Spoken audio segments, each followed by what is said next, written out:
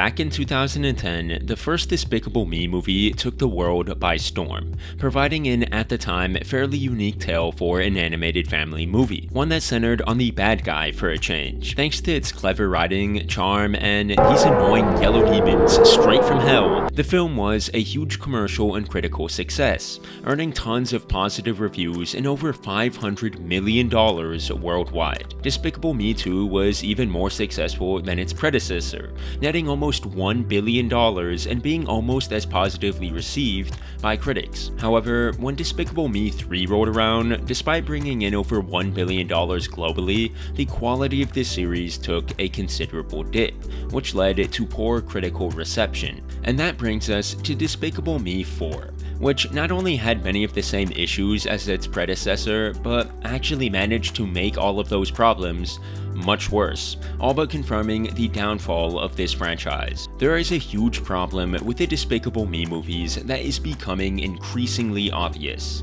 There is no point to these movies anymore. Obviously, the title of this video is not referring to the box office numbers, as I'm sure that at the end of its theatrical run, Despicable Me 4 will probably net close to $1 billion, if not more, solely due to the franchise's popularity. But rather, in this video, I want to talk about the quality falloff of the Despicable Me franchise. Now, the pushing out of pointless, mindless, lifeless sequels just to make a pretty penny is nothing new, especially in media targeted at children, so this series is definitely not some outlier in the modern entertainment landscape. But I still felt like it was important to analyze what happened to cause the falloff of this franchise in order to get a general idea of how a popular franchise can run out of steam after its first few films. Like I just said moments earlier, the biggest problem with the Despicable Me franchise is that there is no point to these movies. The franchise has lost its purpose. Okay, fair enough. So what gives a film purpose then?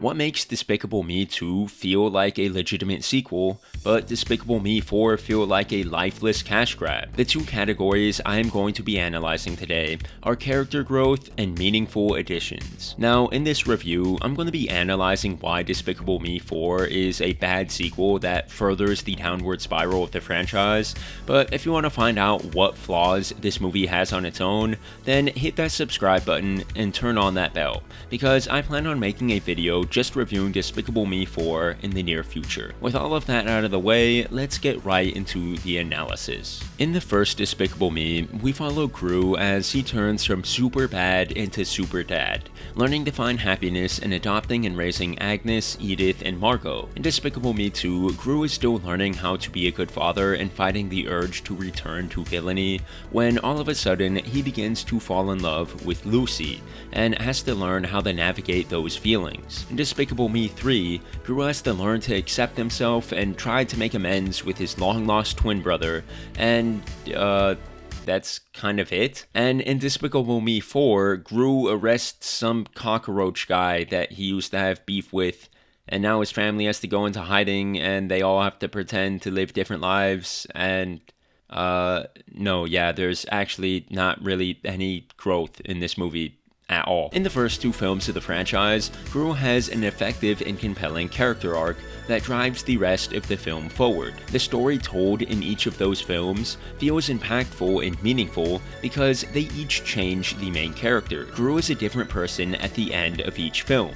He goes through meaningful growth that is intentionally and carefully woven through his exciting misadventures. In Despicable Me 4, on the other hand, Gru sort of just stays the same throughout the entire film. There is this really weak emotional beat where he wants to be loved by his son, but that never really holds any real weight because it hardly appears throughout the movie, and the rest of the film is just Gru and his family getting into wacky, random, unconnected shenanigans while leading their double lives, as well as a random subplot with the Minions where the anti-villain league just gives them superpowers for some reason. Yeah, I know it's so Illumination can have a new line of toys to sell to mindless children, but narratively, like, what is the actual purpose of this? The main point I'm getting at is that this film feels like it lacks a significant purpose or meaning because practically all of the characters stay the same by the end of it. Gru is just Gru. He's a stagnant character. Lucy doesn't change. The girls pretty much all stay the same. The minions are still the same irritating little goblins they've always been, just now with superpowers. One of the most important functions of a good sequel is to continue to develop and grow the characters that the audience has grown to love. However, Despicable Me 4 completely fails to grow any of the characters in a nuanced or compelling way. It feels pointless because the story does not have any lasting impact on the characters, so there's no reason to watch it. If you had simply skipped the movie altogether, you wouldn't even really know that you missed it. It's that inconsequential to the franchise. So if the film doesn't impact the characters at all, then why should the audience care to go see it?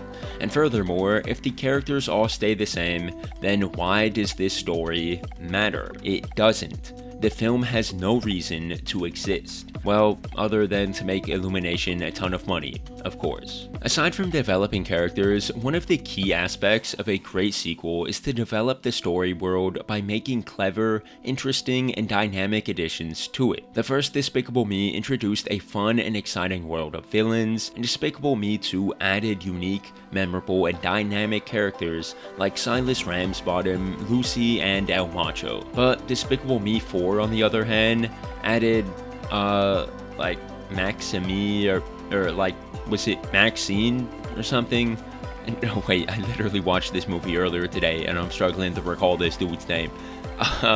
Yeah, whatever, the cockroach guy, and Gru Jr., who could have been a great addition to the franchise, but unfortunately is not used correctly. In order to understand what I mean, let's compare the addition of Gru's son to that of Lucy. When Lucy was introduced in Despicable Me 2, her presence directly contributed to changes in Gru that would go on to define him for the rest of the series. When the two got married at the end of that film, the family dynamic felt like it had changed, like things were going to be different now that the girls had a mother figure alongside Gru. When Junior was introduced, despite such a drastic addition to the family, no one seemed to really be affected by it in a significant way. The family dynamic was practically the same. Lucy felt like a natural addition to the family that had a function in that relationship, whereas Junior feels almost exactly like when Fairly Odd Parents added Poof to the main cast, a functionless addition whose sole purpose is to be cute, sell toys, and try to give the illusion of a mix-up to the stagnant and repetitive formula. He doesn't really have a function other than being there to get kidnapped at the end,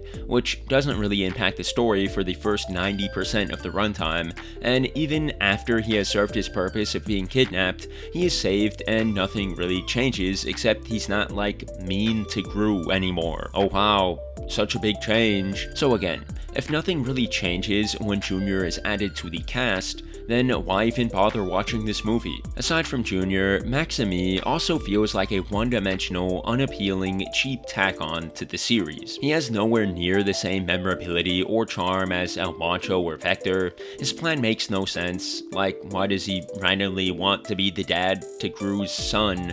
And his whole cockroach gimmick is just bland, random, and dumb. Sheesh.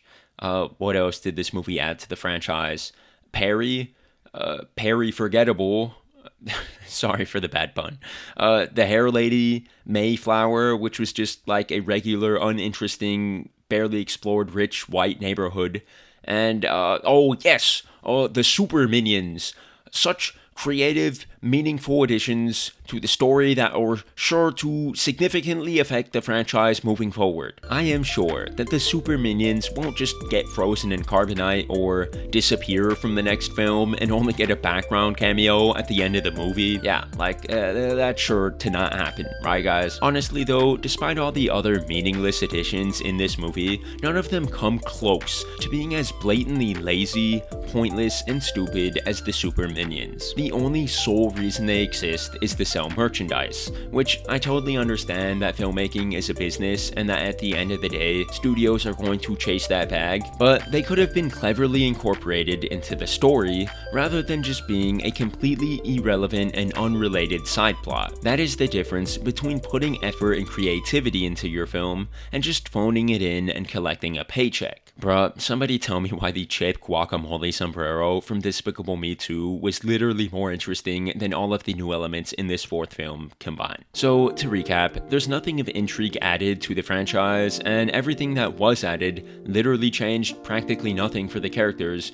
nor the story world. There's no point to the adventure, which unfortunately means that there's no purpose for the movie. Now, look, I know there are going to be a lot of people who think I'm being too critical of this film, and who will probably defend it by pointing out that it's just supposed to be a funny kids movie, and besides, this movie is coming from Illumination, not Pixar, so what do I really expect? I just wanted to say that being willing to accept low-effort sludge like Despicable Me 4 only shows studios like Illumination that their audiences are content with mediocrity and empty, pointless movies, and it will only lead to worse films that don't have any substance to them. In essence, the problem of pointless, mindless sequels will only continue to get worse. I get that it's important for these films to be entertaining, but that doesn't mean that they can't both be entertaining and quality narratives that have a purpose and point to them. Look, my review is not made to take away from your enjoyment of this movie, so if you liked it, then that's great,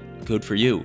But I didn't, and I just felt like it was important to analyze how this film solidifies the fall-off of the Despicable Me franchise, and how it can serve as a warning to other popular franchises. If you liked the video, then leave a like and subscribe. I got tons of other quality content here on the channel that you will enjoy, like these videos right here on the screen now, so consider giving any of them a watch. Anyways, I've been Ghost Toast, your ghost host, and I'll catch you all on the next one. Have a great day.